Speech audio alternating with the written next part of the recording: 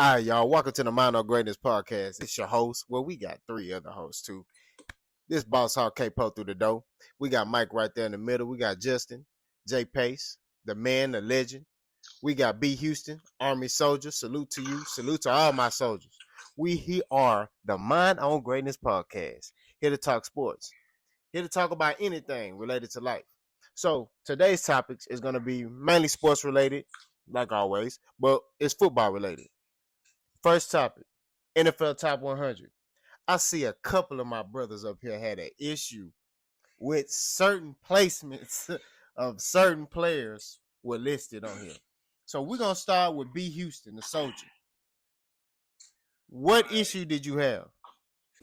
All right, I'm gonna be brief and I'm gonna get straight to it. I felt like the list was a little biased in my opinion, but the first issue I will mention is the fact that Cooper Kupp made the top 50 and you got Devonta Smith from the Eagles sitting at 100. I feel like that's a big discrepancy. I get it is based off, the players' decisions, but at the same time, if we really watching what went on last season, my boy Sticks was putting in that work. He was maintaining and he was holding his own. Cooper Kupp didn't even play the whole season, so how does he crack the top 50?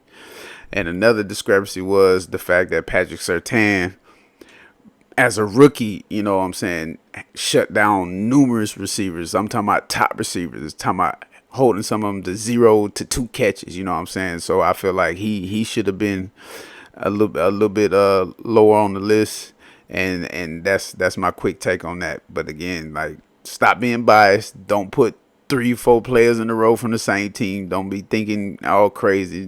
Make the list adequate and represent the players how they're supposed to be represented. Okay. Mike, what you think? Let me know something.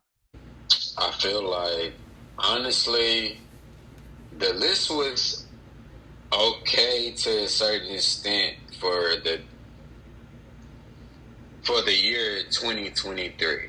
They made an emphasis on that because certain emphasis on top of they put a lot of respect on players that they shouldn't have, which is the Cooper Kupp situation. Cooper Kupp should have been rating up in a little bit higher. Definitely not above Mike Evans because he wasn't as dominant as Mike Evans. Shouldn't even be. No, where is he at? Yeah, he shouldn't even be 47. Even close. Yeah, 47. Mike Evans. What? You got Debo Samuels rated higher than Cooper Kupp. That don't even sound right. That don't even sound right. I don't know. Debo. I don't know. I would put Debo over Cooper. Debo do a lot for the 49ers. He do a lot. He running the ball, catching the ball, blocking. Cooper Kupp just run routes. Pancake. You know what I mean? So.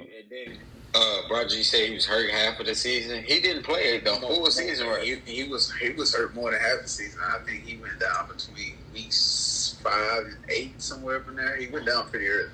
They were showing favoritisms and just a little too much love to a lot of players. But they did make it seem like if they made an emphasis on 2023 based off of the Jalen Hurts at 3 and the Justin Jefferson at 2. I mean, he almost had like 2,000 yards. Nah, bro. I understand it. He ain't gonna do that with Jordan Addison over there. But this is about last year, like you said. Yeah, it is. But it is. That was a lot of love. Definitely a lot of love. Okay, Peso, what you think? Let me know something. Yeah, I mean, like, honestly, if I'm just being completely honest, like, I don't think I watched enough. I mean, there aren't any Colts that got snubbed because we suck. So I don't really have much to, like, tear the list apart about. I feel like Jalen Hurts might be a little high. I feel like a lot of people are drinking the Jalen Hurts Kool-Aid, which, I mean, I'll have a sip. You know what I'm saying? Like, I'll have a sip of the Jalen Hurts Kool-Aid. Houston kid, Channel View, shout out. But yeah, I mean, I feel like the fault is in the exercise itself. Is you have players picking their, who they think is the best, or and then honestly, at the end of the day, relationships play a part in this. You know what I mean? So biases are That's always going to big. be. That was big. Bias is always going to be there. You know what I mean? But bias is how they vote on the Hall of Fame. It's the reason why Ricky Waters isn't in the Hall of Fame. It's the reason why T.O. got in. But yeah, yeah. I mean, when we get some Colts that are deserving to be in the top 10, I'll probably pay more attention. But but I mean, Joe Burrow, like honestly, and again, like it's about last year. You know what I mean? Like, because like I said, no one's going to, at least I don't think, select Jalen Hurts over Joe Burrow if we're redrafting the league. You know what I mean? Like, if you got that high pick, you're going Burrow. But again, it's exercise that it recency bias is at the root of it. And I guess I don't really have any egregious objections with the list. All right, all right. My problem with the list is the running backs. You had Chris McCaffrey. I feel like he should have been ranked way higher than what he was. You had him at 35. When he joined that 49ers team, he's the reason why that offense took off. He's the reason why Brock Purdy took off, because you had to account for him as a receiver as well. Nobody runs routes as crispy as Christian McCaffrey coming out of the backfield. You know what I mean? I do think Deebo Samuel should have been ranked higher, and I think Jalen Hurts should have been ranked number 1. And the reason why I say that is because Justin. No, the reason why I say that is because dude balled out. If you take Jalen Hurts off that Philadelphia Eagles team, he got injured or anything, they don't make the playoffs. They don't even go. Even with all the weapons that they had, they don't go anywhere. They may win 7 games. I think, like I said, I think that's debatable. I think that team is stacked from top to bottom. I think it's probably like one of the best rosters we've seen in like the last 10 years.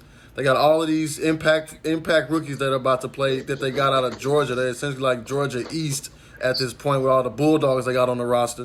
But I mean, like I said, I think it's a lot of recency bias. I'm not trying to take anything away from him. I'm not rooting against him. I actually root for him when he's not playing the Colts or anybody that I'm biased towards as far as like team and stuff. But yeah, man, I'm of the mind where I still would like to see him sit back in a game. Maybe he got like a bum knee or a bum ankle and pick your ass apart with after like 50 attempts or something like that. I want to see that. You know what I'm saying? Like the running is cool, scrambling. That's where we are today as a sport and as a league. But I feel like it's still those guys that can just sit back there, those statues. They got lasers in them, and they can just put the ball anywhere across the field. I feel like it's still gonna be the guys that end up getting the most. It's hard to do that when you got that many weapons. Bro, yes. Goddard, Brown, Smith. Yes, all of the stable of running backs. Yeah, exactly. For sure. Stable running backs, stable receivers, and the tight ends. They got tight ends like that. And a beastie offensive line. Like I mean, I'm not on the team, bro. I'm not saying they win. I'm not saying they go to the Super Bowl. But you put another quarterback on that team, a competent quarterback. They at least go to the playoffs. He didn't do bad in the Super Bowl though. No. But he was saying like the point was that if you take Jalen Hurts off of the team, the Eagles don't do as well, but they get to the playoffs though. I think so. I think so. Right now, where they're constructed, because they got Marcus Mariota as a backup, so that's an okay backup. You get what I'm saying? You're not gonna get there with maybe like Johnny Football or somebody like that. You know what I'm saying? But like just like somebody competent, they gonna get you to the playoffs. Dang, bro, you gonna do him like that? He's opening, bro. He just opened a nightclub in College Station of all places, bro. Excuse me. He's living life. Okay, he's doing quite well. I'll tell you this though. This ain't that much money. He made a lot of money off of that untold. Definitely made a lot of money off of that untold. Because I done watched it twice. But I'm mad he didn't give Mike Evans. Mike Evans wasn't even mentioned in that motherfucker. He was in there. You can see him, but like, bro, he literally saved your ass. Like his whole college career. Yeah, man. So it's like I think we're transitioning next to offensive and defensive rookies of the year. You know, straightforward. Who you got? Why? Just give us a little take. Brandon, we want to start with you, bro. Offensive rookie of the year. That's a tough one. On the offensive side of the ball, I like Flowers in Baltimore. Him having Odell on the other side will give him opportunities to have one-on-ones. He's very quick, very elusive, good hands, and I think he's gonna be a mini Steve Smith. I'm not gonna lie to you. So I think that he might be offensive player of the year. Defensive player of the year. So many. I'm gonna go Will Anderson for the Texans. I think Will Anderson. I mean, he showed some things in that Dolphins game. Although they got destroyed and the second unit quit. I feel like they quit. Will Anderson is explosive, and I think with this wide nine defense that DeMeco Ryans is implementing with them favors his skill set well. I think he gonna have double-digit sacks. That's just my opinion. I think he gonna have like 10, maybe 12 sacks this year. He is a physical specimen. Exactly. So that's my take. Which I got. Roger. I'm gonna lead off with the offensive rookie of the year. I had two guys in mind, and my runner up was Jahmyr Gibbs. He definitely has the potential to take over that Lions backfield and be explosive, be everything you need in a running back in today's society of football. He definitely could be that guy. But I'm gonna just go with the more friendly, guy, and it just fits right in. He's in a spot to where they're gonna lean on him. That's Bijan Robinson. He's with the Falcons. He's with the second year quarterback, and they're still trying to put it together. So they're gonna put the ball in his hands, and yeah, most definitely. I don't see why he wouldn't get it. Everything just is in his corner. It's in his favor. So I'm gonna go with Bijan Robinson for the offensive rookie of the year. And again, this one was a little bit tough for me because I gotta put him out there for defensive rookie of the year. But he's a runner up. Joey Porter Jr. for the Steelers. I think he got a chance to take that because he's gonna be he's gonna be a real good player. We already know he back where his daddy roots was grown, is embedded in everything. So, but again, my main guy, just like K-Po said, I'm gonna go with Will Andy. That's gonna be the guy. He gonna take it all. Like you said, he's a physical specimen. He's in that wide nine.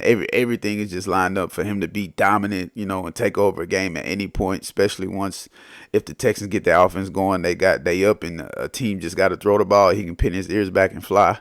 To be honest, I think he got a chance to be a Von Miller 2.0 and maybe even a little better. Oh wow, that's high praise. Yeah, that's my take on defensive rookie of the year. Mike, what you talking? Defensive rookie of the year, I got Will. I ain't gonna lie. Will in a landslide.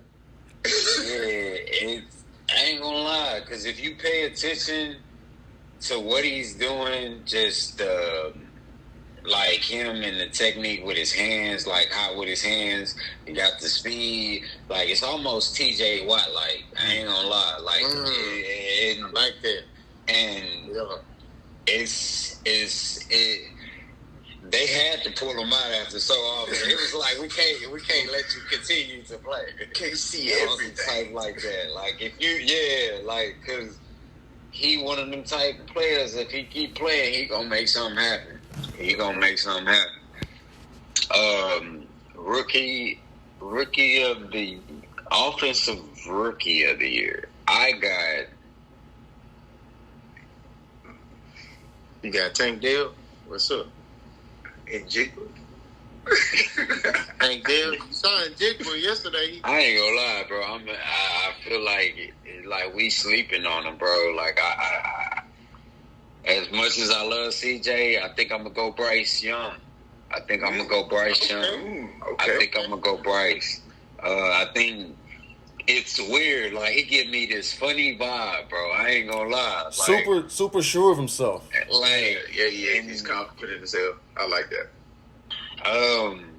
It's weird. I think he's. I really think he's gonna win Rookie of the Year just based off of his running back being Miles Sanders. You know what I'm saying? To help him out a lot, bro. He had, excuse my French. You know what I'm saying? He had 1,200 yards, bro. The guy had 1,200 yards, bro. Like so, and I've always been high on him. To a extent, I think how many seasons he's played? Like what, 4 or 5 seasons, and he's been damn near 1,000-yard rusher every season. Yeah, so that's gonna be a real beneficial factor for Bryce Young, bro, and that's gonna help him win offensive rookie of the year, along with the wide receivers that he had with DJ Clark. You know, you got Jonathan Mingo, you got Adam Thielen, which is a route technician. Like, you got a lot of weapons over there. And along with, I ain't said nothing about the defense. So, and like Carolina always has a defense. That's all I gotta say about that. Yeah, man. Well, so personally, I only give a crap about one rookie, offense or defense. I'm sure you guys can take a stab in the dark there. Here you go. My boy. Don't say it. My boy, Don't say it, bro. Mr. Richardson from Indianapolis. I mean, okay, so obviously I'm biased for obvious reasons. Go blue, but so really, I have that opinion based on what I've been seeing coming out of camp. I've heard nothing. Like I trust our GM. Like Chris Ballard is like top notch. I mean, Ryan Griggs and Kirsten, like we were able to like almost have a dynasty if it weren't for the Patriots of the early 2000s under his watch. But Ballard is doing a much better job of that. This whole situation with Jonathan Taylor is unfortunate. I wish it wasn't going down like that. But I feel like that is only going to make the load that much heavier for Richardson, and he's gonna rise to the occasion. I mean, the fact that they named him starter this early into the preseason, I think speaks volumes. Especially when you have a situation where you have a rookie quarterback and an incumbent quarterback and they're battling for the spot. It usually is like a lot more back and forth. I feel like what they've seen in practice is enough. And then honestly, I mean, like look around the division. The Jaguars and the Titans probably had the biggest targets on their back. Probably the Titans, just because they had more recent success, and the Jaguars are more about potential. But yeah, man, I feel like we're gonna, the Jonathan Taylor situation is a real damper, but I feel like the situation that Richardson is in, what's expected of him. I mean, our offensive line is not terrible.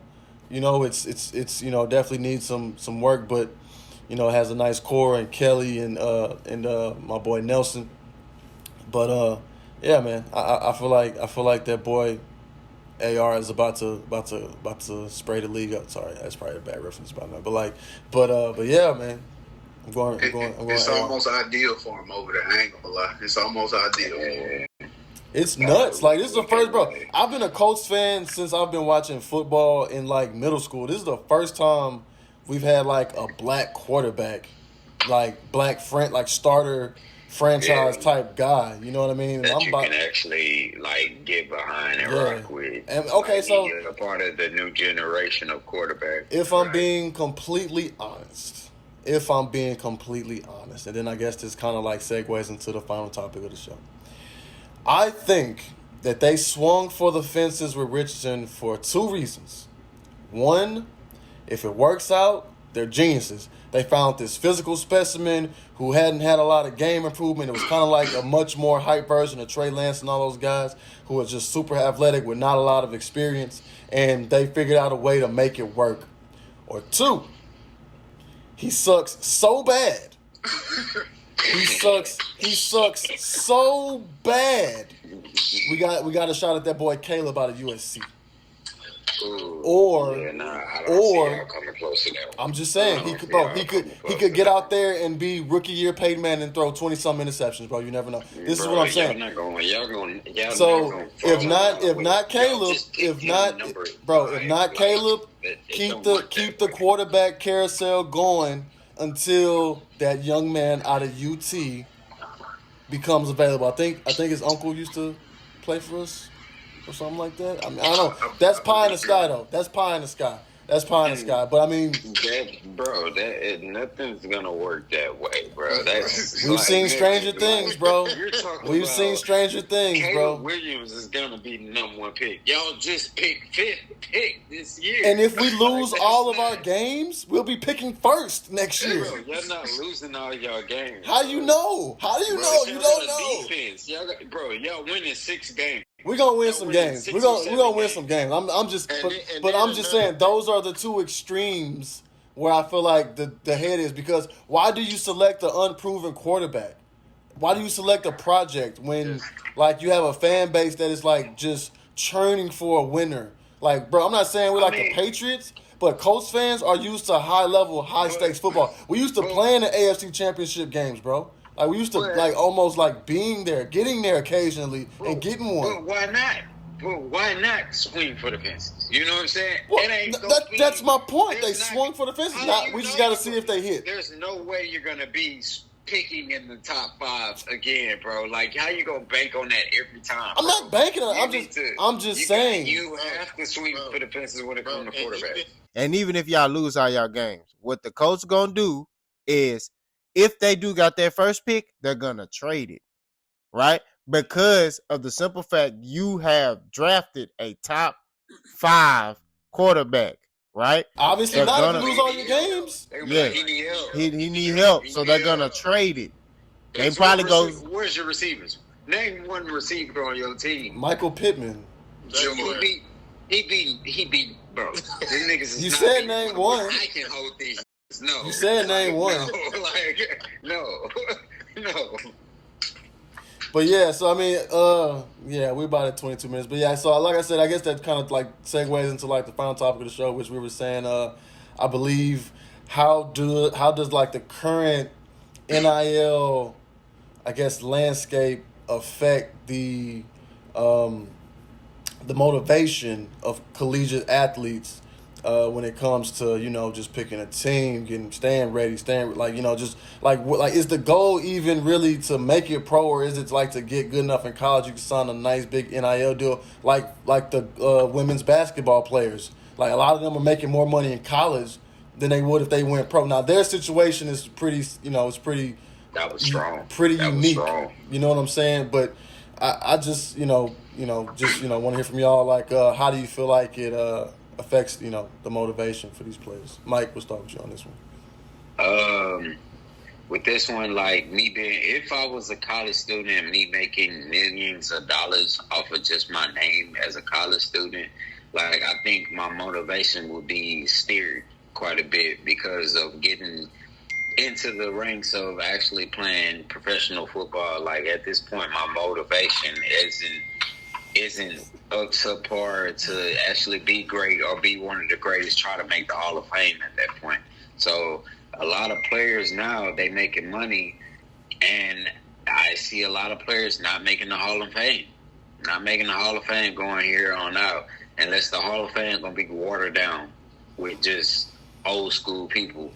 Like, I really see a lot of old school names in the Hall of Fame and no new names, because unless it's just, like I said, watered down to the fact that, like, the longevity of stats don't matter anymore. That's a debate for another day. But I definitely feel like the Hall of Fame is essentially for football purists. It's not for like the casual fan. You know what I mean? Like, if you just watching the game just because you're at someone's house. You don't care about who's in the Hall of Fame, but I definitely I feel agree. like they need to like review the selection process because it's no like if you look at you talking about numbers like go look at Ricky Waters' numbers and tell me and all the accolades that he has and tell me why he's not in the Hall of Fame. Right, Like right. Right. that's Ridiculous. ridiculous. That's But fact. but yeah, Brodger, Sad. what about you, Brodger? How you feel about the topic? I'm gonna lean more towards the characteristic side of it. To me, it all depends on what type of character you have in front of you. Where did this person come from? Where did they grow up? Did they have a mom and dad? Did they have to go through the struggle? Are they already paid? Do they not really care about the money? So that's my biggest take and aspect on it. It's like is it gonna kill the fire, the hunger of the game? To me, I think it's gonna obscure it a little bit, but at the same time, it all boils down to what type of person you have in front of you. Is this person gonna get paid and continue to stay hungry and want to go pro because that's been their dream and make it to the Hall of Fame, or is it gonna be like, ah, I got paid in college. What's the point of going to pro? Or is it gonna be one of those people like, yeah, I'm getting paid, but I want to get my degree. But since I got my degree and I'm paid, who cares about the pros? It all depends on what type of character you have in front of you, and I think that'll kind of put the debate in a different situation. It'll shed a different light on the collegiate aspect of the athletes that we have going into college nowadays. You still see a lot of people who really really are hungry to get their names up in the rafters and whatnot, but at the same time longevity to me is very important in any sport. And me, if you're doing something you happy with, then who cares about the money? You get what I'm saying? Money is only going to satisfy you so much. It's only going to get you materialistic things. But at the same time, again, I'll speak towards what type of character do you have in front of you? Is it one of those guys who had to hustle for everything, and all of a sudden it's like, oh, I didn't hustle hard enough, and now the NIL wants to pay me $600,000 a year just to show up and play, 14 games in college or however many games we play, and that's that. Is it gonna deter the hunger? That's my biggest take on it. So what you got, Capo? The money stop you from being like motivated to being better than the other man. Like you can only be that can frustrate you to a lot. Like, are you gonna get in there? You was the top receiver of your class, Right. you know what I'm saying, and coming out to the NFL, but you was getting paid. Are you still hungry enough to be better than the next man when you get in the NFL? It's kind of like the skill and dedication versus God-given talent type fight. Like which one are you gonna lean towards? Me personally, I'm gonna go with the skill and the dedicated player versus the God-given talent, because God-given talent players to me always end up failing, just failing. So Kevin Durant has a great quote that's out there, and I love this quote. It's hard work beats talent when talent doesn't work hard. That's I feel like just All day, every day. that right there. That's a part of that whole Mamba mentality. You know what I mean? Like so. Uh, but yeah, Brandon, we'll let you close us out. With your take, and then yeah, man, I feel like we're in a good place to call it. Um, I kind of got the same mindset that Mike and Broderick had when they talk about the character of the individual that you're getting. You got a lot of guys that come from households where they're poor, right? So them getting this NIL deal will help them, their families. Yeah, they're going to this big school. They living nice, but their mom's still in the dark. So and also this affects them as far as schools that they go to, right? Um, the HBCUs was having a run of guys going to their schools, top 5-star recruits. Well, now you're gonna deter those 5-star recruits to go to a HBCU, because if I go to University of Alabama, I'm gonna get 600,000 for this NIL deal. Whereas if I go to HBCU, I may not get that. You know what I mean? So it's unfair to the smaller schools. Also, it's unfair to the coaches because it puts more responsibility on the coaches to try to reach this guy, right? it puts more on them to try to, because some of these dudes making more than the coaches. We just got to keep it 1,000, right? So if you got a guy that has poor character traits and he make more than the coaches, and the coach trying to get him to play hard, how can he reach that guy? You get what I mean? So it's pros and cons to it. I definitely understand. Like, I look at it from both perspectives, but at the same time, I'm against it because I come from that old school mentality of when we came up, we had to work for everything. You know, we had to work for everything. I mean, Broderick, I heard, how you grinded and based off your stories. I've seen Mike, I seen and Justin, and they can say the same thing about me. I seen how when you wanted to earn a spot, when you wanted to get somewhere, you want to get respect, you had to show it on that field. You had to show it in that weight room. You had to have good character traits, and you had to be coachable. Now, I wasn't really coachable, because the coaches out. I ain't gonna lie to you, but that's how I feel like it'll affect. It's pros and cons to it. That's how I look at it. But we've reached the end. Minor Greatness Podcast. We discussed the NFL Top 100. We discussed the NIL. We discussed our offensive and defensive rookies of the year.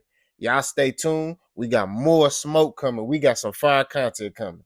And remember, like, comment, hate, and subscribe. We don't run for no smoke. We gone.